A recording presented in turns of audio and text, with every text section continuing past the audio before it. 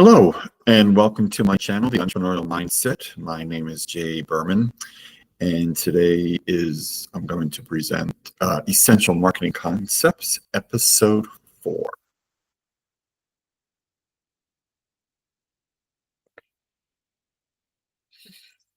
If you want greater detail about the concepts in my videos, please buy my book, Is Your Business Idea a Good Investment?, which is available on Amazon.com, Kindle version only. Go to the search bar at Amazon.com, select books, type in my name, Jay Berman, and scroll to my book to purchase. Thank you.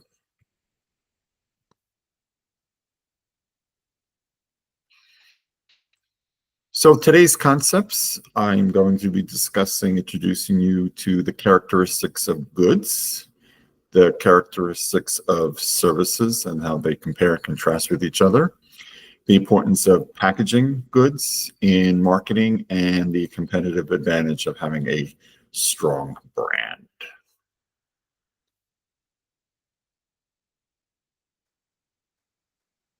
So what exactly is a good? It's something that's tangible, something that you can see, feel, taste, anything with our five senses. But more importantly, it's something that you can own until you no longer need it, or you discard it, or throw it away, or it's used up, or it becomes repossessed or foreclosed, repossessed in the form of a car, or foreclosure in the terms of a house. In other words, in either repossession or foreclosure, you lose ownership of that good. And again, we're talking about, when it comes to repossession, we're talking about a car. We're going to come to a foreclosure, we're talking about a house. Features of a good are the facts, such as the color, the size, the height, the weight, the material content, whether it's cotton or polyester or bamboo or silk, and where it's manufactured, whether it's in the United States or China or another Southeast country like the Philippines or Vietnam. In case those, the location of where your good is manufactured is important to you in terms of determining your purchase decision. The benefits, what do these features do for the customer? What does the customer hope to gain by purchasing this particular good? Most goods are usually part of a product line, which is the category of several different goods. So, for example, there are many companies, that sell soaps, shampoos into formal product lines. So they might have multiple soaps, multiple shampoos, or in terms of food, multiple food products in a particular category, like salads or meats, fruits and vegetables, things like that. And then usually a good could be a one-time purchase where you're paying with a cash or a credit card, or if it's something more expensive like a car or maybe furniture, you would pay with a loan.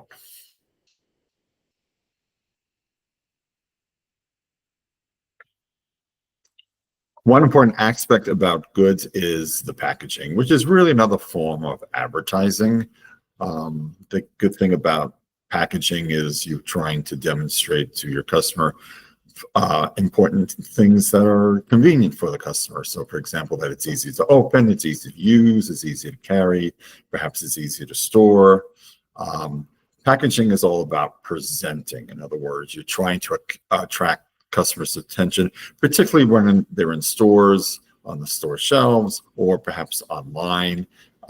The packaging would include the company's name, the product's name, the logo, the features, the benefits, and of course the price. Also, the packaging is important in terms of so the ingredients, options, any kind of involved with this particular product liability laws. And then, of course, how is the product contained? So, in other words, is it a bottle? It's a glass? Is it plastic? The containment is what protects the product or the good from damage during shipment, leaks, tampering, those type of things.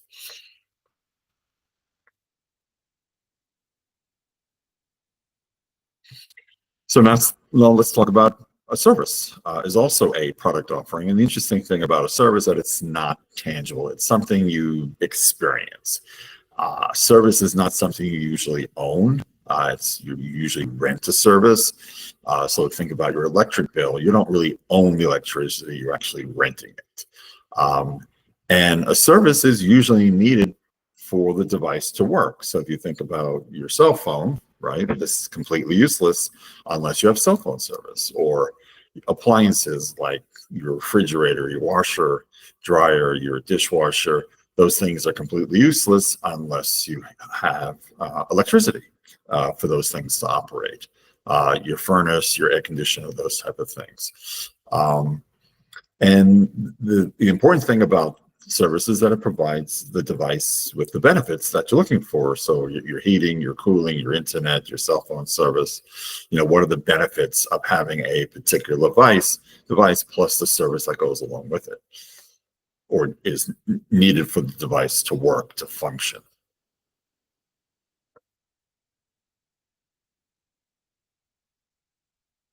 And if you think about a service,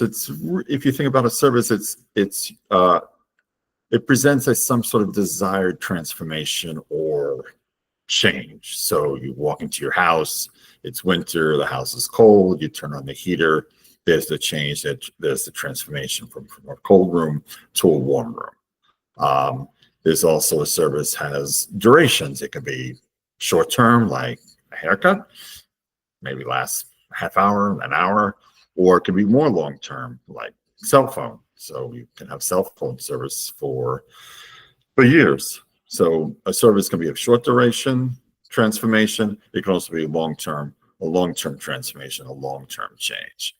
You can discontinue a service, but you can cancel the service by yourself because you're no longer happy with the service. Let's say, for example, you're not happy with your cell phone service, then you can switch to another cell phone service.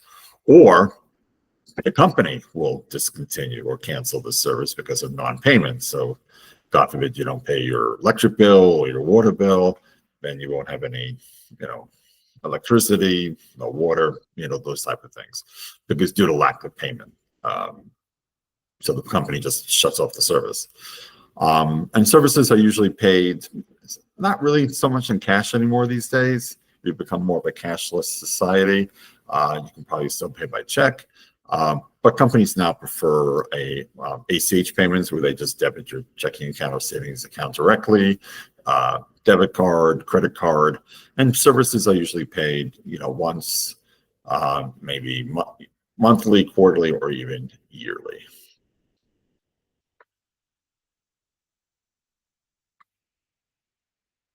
Now, next concept I want to talk about is brand. So what exactly is a brand? And the way I define brand is that it's a company's reputation to fulfill its promises. So when you're buying a good or service, you're buying a company's promises that the good or service is going to benefit you. It's going to make your life better. So a brand could be a name, it could be a picture, it could be a design, it could be a logo, it could be part of packaging, or it could be a symbol. And a brand is usually recognized by customers. Customers are usually familiar with the name or the picture, the design, the logo, the packaging, the symbol, whatever it might be. So customers are familiar with the brand. They know what it looks like.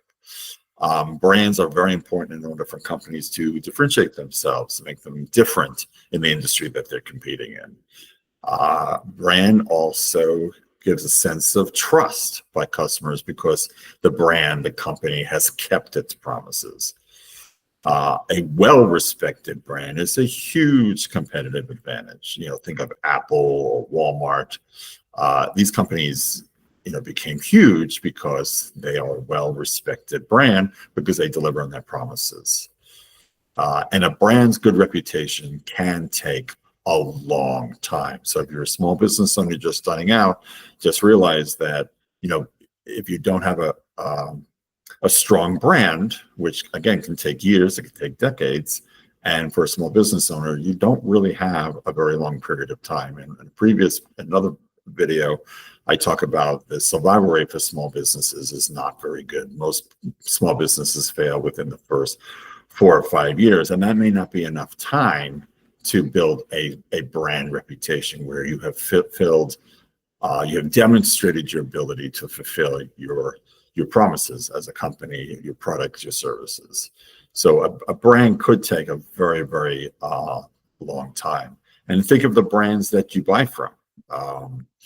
Those companies have been around for a really long time, and they've developed a very, very strong brand. So if you're a small company competing against a big company, just understand that a well-respected, a strong reputation of a company that has kept its promises over years, over decades, is a huge competitive advantage for those companies.